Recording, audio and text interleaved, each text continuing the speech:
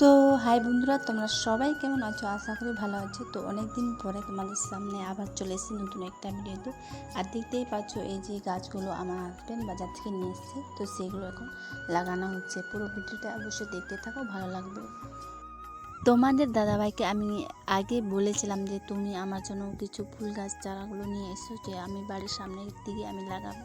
তো ওই নিজে নিজে আজকে এই বাজারে গেছিলো, তো ফুল গাছগুলো নিয়ে এসছে অনেকগুলো। তো এইটা আমি আগে লাগিয়েছি, আমি জানি না এই এই গাছের নাম কি। তো ছোট ছোট চারা, কিন্তু এখনও আদৌ কি এই গাছগুলো মানে মরবে কি বাঁচবে সেটুকু আমি জানি না। তো একটা গাছ আমি লাগিয়েছিলাম কালকে, তো ওগুলো মানে ওই পাতাগুলো কেমন কুচকুনো হয়ে গেছে, আর জলের মধ্যে যেটা ছিল সেগুলো ভালোই আছে। তো কিছু করার নেই, যেভাবে লাগাবো, দেখি কি হয়। তো তোমরা সবাই আবার কমেন্টে জানিও যে এই গাছগুলো কেমনভাবে লাগায়, কোথায় লাগাবে, কী মাটি দিতে হয় সেটুকু অবশ্যই তোমরা কমেন্টে জানিও। তো আমার প্রায় লাগানো কমপ্লিট হয়ে গেছে। এই দেখতেই পাচ্ছ সব গাছগুলো এই যে মানে খুব ফাঁকা ফাঁকা করে লাগে।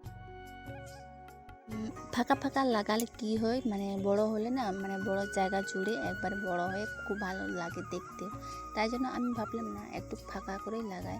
তো সব গাছগুলো মানে এখন একটু দেখতে সুন্দর লাগছে। মানে কালকে আমি লাগিয়েছি এই গাছগুলো, তো এখন অবধি ঠিকই আছে, কিন্তু রোদ্রে না কেমন যেন পাতাগুলো একবারে, যেগুলো পাতা মরে যায় সেই রকম আর কি দেখতে লাগছে। তো জলের মধ্যে যদি থাকে সেগুলো আবার ঠিকই আছে।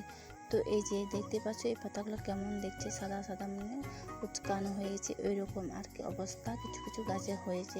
তো তোমরা সবাই কমেন্টে জানাবে যে এই গাছগুলো তোমরা কে কে লাগিয়েছো, কে কেমন লাগাতে হয় সেটুকু আমাকে অবশ্যই তোমরা কমেন্টে কিন্তু জানাবে, ভুলবে না কিন্তু একদম। তো আমার গাছ লাগানো প্রায় কমপ্লিট হয়ে গেছে। এখন আমি বালতিতে করে জল, মানে অল্প জলগুলো ঢালবো, প্রতিদিন তো ঢালতে হবে। তো প্রথম দিন না ঢাললে আবার হবে না, তো সেই কারণে আমি টুকটুক করে সব গাছগুলোতে জল দিয়ে দেবো। আর এখানে আমি ভিডিওটা শেষ করছি। সবাই ভালো থাকবে, টাটা সবাইকে।